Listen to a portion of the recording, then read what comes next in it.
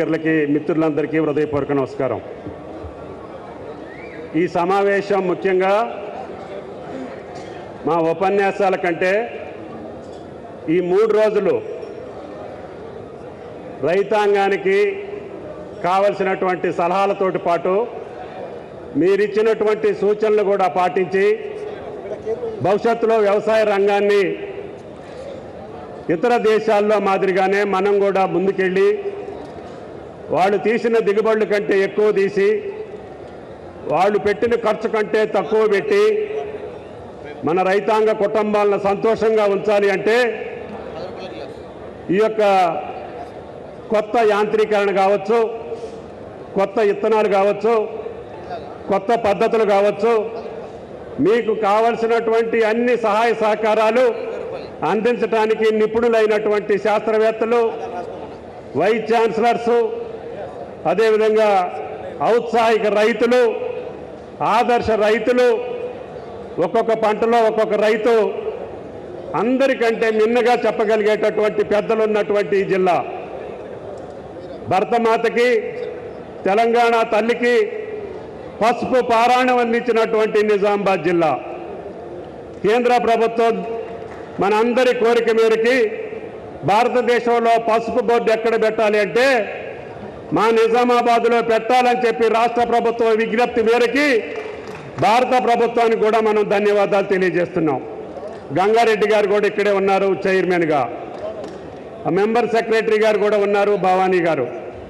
వారికి ఒకే ఒక విజ్ఞప్తి, ఈ యొక్క బోర్డు యొక్క లక్ష్యం ఈ జిల్లా ప్రజల యొక్క కోరిక, వాళ్ళ యొక్క ఆశలని తీర్చేటట్టుగా ఆ బోర్డుని త్వరగా తీర్చిదిద్ది కేంద్ర ప్రభుత్వం దగ్గర ఏదొస్తే పసుపు రైతు తలెత్తుకొని నిలబడగలుగుతాడో అతన్ని నిలబెట్టేటటువంటి బాధ్యత ఈనాడు కేంద్ర ప్రభుత్వం మీద ఉంది. అది ప్రధానమంత్రి గారికి, వ్యవసాయ మంత్రి గారికి కూడా విజ్ఞప్తి చేశాం. త్వరలోనే దానికి కావలసినటువంటి కార్యక్రమాలన్నీ కూడా భారత ప్రభుత్వం చేస్తుంది అని చెప్పి ఆశిస్తున్నాం. అదేవిధంగా రాష్ట్ర ప్రభుత్వ పక్షాన నా వ్యవసాయం పచ్చగా ఉండాలి అంటే ఇరిగేషన్ శాఖ మార్చులు ఉండాలి. మీరు కష్టపడి పండించినటువంటి పంట కొనుగోలు చేయాలి అంటే తప్పకుండా కొనుగోలు చేసే మంత్రి కూడా ఇరిగేషన్ మంత్రే కావటం. అందుకని ఈ సమావేశానికి ముఖ్య అతిథిగా ఉత్తమ్ కుమార్ రెడ్డి గారిని పిలిపించుకున్నాం. ఆయన గారి ద్వారా పెండింగ్ ఉన్నటువంటి ఇరిగేషన్ సమస్యలతోటి పాటు భారతదేశంలోని అత్యధికంగా పండించినటువంటి పంట కొనుగోలు చేసే బాధ్యత ఈనాడు ఉత్తమ్ కుమార్ రెడ్డి గారి భుజస్కంధాల మీద ఉంది. ఈనాటికి కూడా మేము ఛాలెంజ్ చేస్తున్నాం, తెలంగాణ ప్రభుత్వం తప్ప ఇంత పెద్ద ఎత్తున ధాన్యాన్ని కొనుగోలు చేసిన ప్రభుత్వం కానీ, రైతాంగాన్ని ఆదుకున్న ప్రభుత్వం కానీ ఈనాటికి భారతదేశంలో ఇంకొక రాష్ట్రం పోటీ రాదు. అయినా సరే కష్టాలు ఉన్నాయి.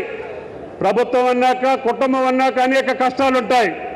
పొద్దాక దాన్ని మేము ఏకరువు పెట్టం. కానీ కష్టకాలంలో, కరువు కాలంలో కూడా ఇంట్లో పెళ్లి చేస్తే ఎంత బాధ ఉంటుందో అదే బాధ ఈ రాష్ట్ర ప్రభుత్వానికి ఉంది.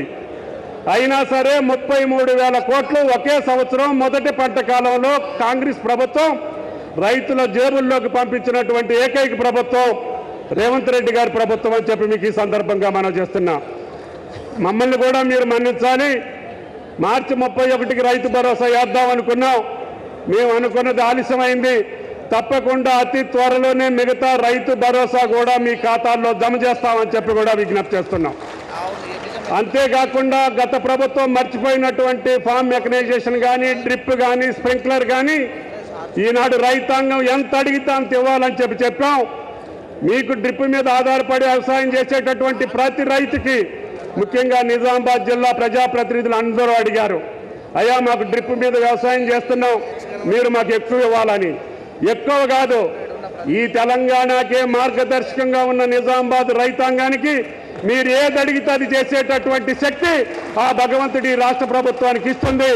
ఆ రకంగా ఫామ్ మెకనైజేషన్ కానీ, డ్రిప్ కానీ, స్ప్రింక్లర్ కానీ తప్పకుండా మీ జిల్లాకి అత్యధిక ప్రాధాన్యత. ఈ ప్రభుత్వ ప్రాధాన్యతే వ్యవసాయం. కాబట్టి వ్యవసాయం మీద ఎంత ఖర్చు పెట్టినా మాకు మీ రుణం తీర్చుకోలేం. మీరు చూశారు, గ్రామీణ తెలంగాణ పూర్తిగా కాంగ్రెస్ పార్టీని హక్కును చేర్చుకుంది. అందుకని మేము కూడా ప్రేమపూర్వకంగా, బాధ్యతగా గ్రామీణ రైతాంగాన్ని కాపాడటం కోసం అష్ట కష్టాలు పడి ఎన్ని ఇబ్బందులైనా పాత స్కీములను కొనసాగించుకుంటూనే కొత్త పథకాలను ప్రారంభించి విజయవంతంగా నడుపుతున్నటువంటి ఏకైక ప్రభుత్వం తెలంగాణ ప్రభుత్వం. దీనికి భారత ప్రభుత్వాన్ని కూడా సహకరించాలని చెప్పి కోరుకుంటున్నాం. చౌహాన్ గారు కూడా పెద్ద మనిషి, ఆయన సుదీర్ఘకాలం వ్యవసాయ మంత్రిగా చేశారు.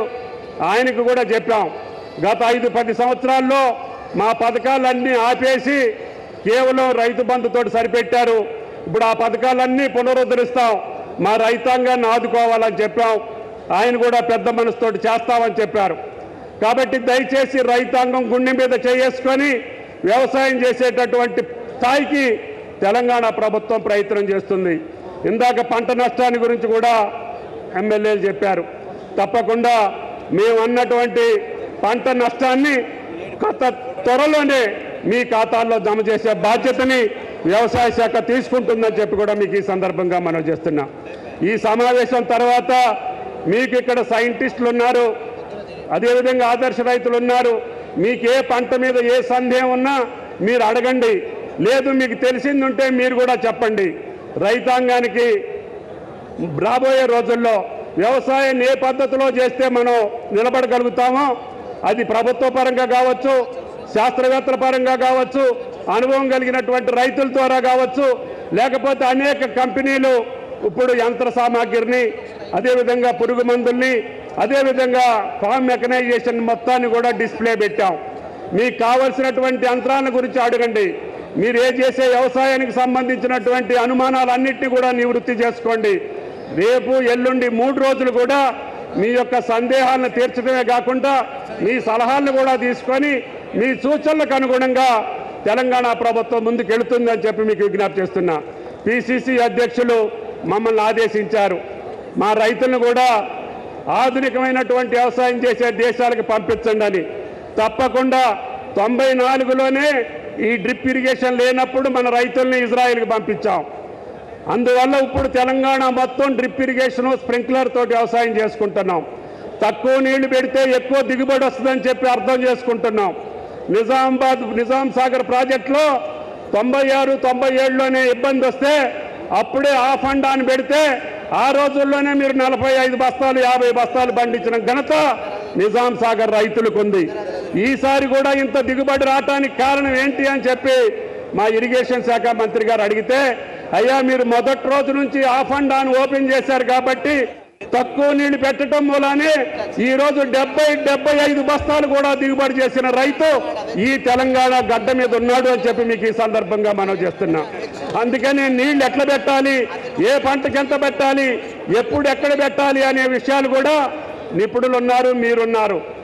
దాన్ని అర్థం చేసుకొని ఆ పద్ధతుల్లో మన వ్యవసాయానికి పోయే పద్ధతిని మీరు ఆకలింపు చేసుకోవాలి. మీరు పండించినటువంటి మిగతా పంటలు కూడా ఇందాక పెద్దలు అడుగుతున్నారు, సన్ఫ్లవర్ కూడా ఉంది కొనాలని చెప్పి, అదేవిధంగా జొన్నలు ఉన్నాయి కొనాలని చెప్పి, అదేవిధంగా మక్కలు ఉన్నాయి కొనాలని చెప్పి, దీని మీద ఏటా 1000 కోట్ల రూపాయలు రాష్ట్ర ప్రభుత్వానికి నష్టం వస్తుంది. ఎంఎస్పీకి కొని తప్పకుండా మళ్ళీ తక్కువ ధరకు అమ్ముకోవాల్సిన పరిస్థితి వస్తుంది, కొన్ని అయితే అమ్ముకోలేని పరిస్థితి కూడా వస్తుంది. అయినా సరే వెనకడుగు వేయకుండా నిజామాబాద్ జిల్లాలో ఏ పంట పండినా, తెలంగాణ రాష్ట్రంలో ఏ పంట పండినా కేంద్ర ప్రభుత్వం ప్రకటించిన ఎంఎస్పీ ధరకి కొని రైతుని నిలబెడతామని చెప్పి కూడా మీకు ఈ సందర్భంగా మనం చేస్తున్నాం. కాబట్టి పంట కొనుగోలులో కానీ పంట విధానంలో కానీ రైతాంగానికి ఏ కష్టం వచ్చినా మీ తరపున నిలబడేటటువంటి తెలంగాణ ప్రభుత్వం ముఖ్యమంత్రి రేవంత్ రెడ్డి గారి యొక్క ఆశీస్సులతోటి ఈ కార్యక్రమాలు చేసే అవకాశం వచ్చింది. 3 రోజులు రైతాంగం ఈ యొక్క సమావేశాల్ని ఉపయోగించుకొని నిష్ణాతులైనటువంటి శాస్త్రవేత్తలు కావచ్చు, ఆదర్శ రైతులు కావచ్చు, మీరు ఆ విషయాల మీద కూలంకషంగా తెలుసుకొని నా పంట అయినటువంటి పామాయిల్ని కూడా వేయమని చెప్పి అడుగుతున్నా. నిజామాబాద్ కామారెడ్డి అంత గొప్పగా లేదు, పక్కనున్నటువంటి ఆదిలాబాద్ జిల్లా బాగేస్తున్నారు, పక్కనున్నటువంటి వేరే జిల్లాలు బాగా ముందుకెళ్తున్నారు. మీరు కూడా ముందుకెళ్ళాలి. కాబట్టి నీళ్లు వస్తున్నాయి కాబట్టి వరేస్తే గెడుతుంది కాబట్టి మేము ఆ పంటలు వేయమంటే మీరే నష్టపోతారు. కాబట్టి దయచేసి రేపు రాబోయే 3-4 సంవత్సరాల్లో తెలంగాణ ప్రతి జిల్లాలో ఆయిల్ ఫామ్ ఫ్యాక్టరీ వస్తుంది. మీరు ఆయిల్ ఫామ్ వేయండి. తప్పకుండా ఫ్యాక్టరీ నిర్మాణం చేసే బాధ్యత వ్యవసాయ శాఖ పరంగా, ఉద్యానవన శాఖ పరంగా నేను తీసుకుంటాను. దయచేసి పోచారం గారు వ్యవసాయ మంత్రిగా ఉన్నప్పుడు ఆయన చెప్పి నా ఫ్యాక్టరీ శంకుస్థాపనకు వస్తే ఆయనతో కూడా వేయించా. ఈరోజు 21,000 ఉంది టన్ను. ఎట్టి పరిస్థితుల్లో కూడా 12 టన్నులు పండుద్ది. జాగ్రత్తగా చేసుకుంటే 15 టన్నులు పండుద్ది. మీకు ఇటువంటి కష్టాలు లేకుండా, ఉత్తమ్ కుమార్ రెడ్డి గారిని బతివులాడే పని లేకుండా, ఇంకొక షావుకారుని బతివులాడే పని లేకుండా ఆయిల్ ఫామ్ పండిస్తే మీ తోటలో నుంచి నేరుగా 24 గంటలలో ఫ్యాక్టరీకి పంపిస్తాం. మళ్ళీ 24 గంటలలో పైసల్ని జేబులో వేసే బాధ్యత తెలంగాణ ప్రభుత్వాన్ని అని చెప్పి మీకు ఈ సందర్భంగా మనం చేస్తున్నా. 1 ఎకరం వరి పండించే రైతు 5 ఎకరాలు ఫామ్ ఆయిల్ పండించవచ్చు. 10 కట్టలు యూరియా వేసే రైతు 1 ఆవుతోటి వ్యవసాయం చేయొచ్చు. కాబట్టి యూరియాని తగ్గించండి, పురుగు మందులు తగ్గించండి, మీరు పండించే పంటకి గిరాకీ వచ్చేటట్టుగా చూసుకోండి. ఈ పసుపు రైతులకు కూడా పసుపు బోర్డు ద్వారా లాభం జరిగేటట్టుగా, దానివల్ల మళ్ళీ వేరే ఉత్పత్తులు తయారు చేసి ఆ రైతులు ఈ ప్రాంతంలో బాగుపడేటట్టుగా పసుపుని కూడా భవిష్యత్తులో కేంద్ర ప్రభుత్వ సహకారంతో దానికి కావాల్సిన అనుబంధ సంఘాలన్నింటినీ కూడా, అనుబంధ రంగాల్ని మనం ప్రోత్సహించాలి. ప్రతి పంట నుంచి కూడా 10 రకాల ఉత్పత్తులు చేయొచ్చు. దానికి ప్రాసెసింగ్ యూనిట్లు తెచ్చుకోవచ్చు. దానివల్ల వాల్యూ యాడెడ్ చేసి ఆదాయాన్ని పెంచుకునే అవకాశాలు ఉన్నాయి. మన పంట ఏది కూడా నష్టపోకూడదు. అకాల వర్షాల వల్ల, రాళ్ల వాన వల్ల, కరువు వల్ల, కాటకం వల్ల నష్టపోతే ఆ పంటలన్నింటినీ కూడా జాగ్రత్త చేసుకొని, దాన్ని ప్రొక్యూర్ చేసుకొని, గోడౌన్స్లో పెట్టుకొని, కోల్డ్ స్టోరేజ్లో పెట్టుకొని, వేరే రకమైన ప్రోడక్టులు తయారు చేసి మనం ఇతర దేశాలకు పంపించే స్థాయికి తెలంగాణ రైతుని తీర్చిదిద్దాలనేది ఈ రైతు సదస్సుల యొక్క, రైతు మహోత్సవాల యొక్క లక్ష్యం. కాబట్టి అన్ని విషయాలు మీరు పరిశీలించి మీ యొక్క సందేహాలను తీర్చుకొని, పసుపు పండించే రైతు భవిష్యత్తులో ఏం చేయాలి, ఫామ్ ఆయిల్లో ఎన్ని ప్రోడక్టులు తయారు చేసుకోవచ్చు, అదేవిధంగా కుంకుడుకాయలు పండించే రైతు కూడా ఎకరానికి 6 లక్షలు సంపాదిస్తాడు. ఇక్కడే స్టాల్ ఉంది. దేవరకొండ రైతు 6 లక్షల రూపాయలు కుంకుడుకాయల మీద సంపాదిస్తున్నారు. కాబట్టి అటువంటి పంటల్ని, గిరాకీ ఉన్న పంటల్ని, ఆదాయం వచ్చే పంటల్ని మీరు పండించుకోవాల్సినటువంటి అవసరం ఉంది. రైతు ఎప్పుడు కూడా దానం చేసేవాడు తప్ప అడుక్కునేవాడు కాదు. అయినా సరే కాలం ఇట్లా బాగలేదు. ప్రకృతి కూడా మన మీద కోపగిస్తూ ఉంది. అన్ని రకాలుగా మన మీద అనేక రకమైనటువంటి శత్రువులు మన మీద దాడి చేస్తున్నారు. ప్రకృతి మన మీదనే దాడి చేస్తుంది. క్రిమికీటకాలు మన మీదనే దాడి చేస్తున్నాయి. వ్యాపార వర్గాలు మన మీదనే దాడి చేస్తున్నాయి. పక్క దేశాలు కూడా మన మీదనే దాడి చేస్తున్నాయి. అయినా సరే వీటన్నిటిని తట్టుకొని నిలబడగలిగేటటువంటి రైతు తెలంగాణ రైతు అయి ఉండాలి. ఆయనకు ఆ రక్షణ కల్పించాలి, ఆయనకు ఆ సౌకర్యం కల్పించాలి, ఆయనకి నిలబడే శక్తిని ఇవ్వాలి అని చెప్పి మీ సందేహాల కోసం, మీ యొక్క సూచనల కోసం ఈ యొక్క వేదికని ఉపయోగించుకోండి. కలెక్టర్లకి, అదేవిధంగా వైస్ ఛాన్సలర్కి విజ్ఞప్తి, రైతులందరికీ కూడా వాళ్ళ ఆలోచనలకు తగ్గట్టుగా మీరు మీ వాళ్ళ సందేహాలు తీర్చడం, వాళ్ళ ఆలోచనలు కూడా తీసుకొని భవిష్యత్తులో ప్రభుత్వంలో ఏదైనా మార్పులు చేయాలనుకుంటే తప్పకుండా రైతు కోరికల మేరకి మార్పులు కూడా చేస్తామని చెప్పి కూడా మీకు ఈ సందర్భంగా మనవి చేసుకుంటూ, ఈ కార్యక్రమంలో సుదర్శన్ రెడ్డి గారు పట్టుబట్టి మంత్రి గారు కోదాడ పెట్టమంటే లేదు రైతాంగం అంటే నిజామాబాదు, నా జిల్లాలో పెట్టండి అని చెప్పి సుదర్శన్ రెడ్డి గారు ఒత్తిడి తీసుకొచ్చి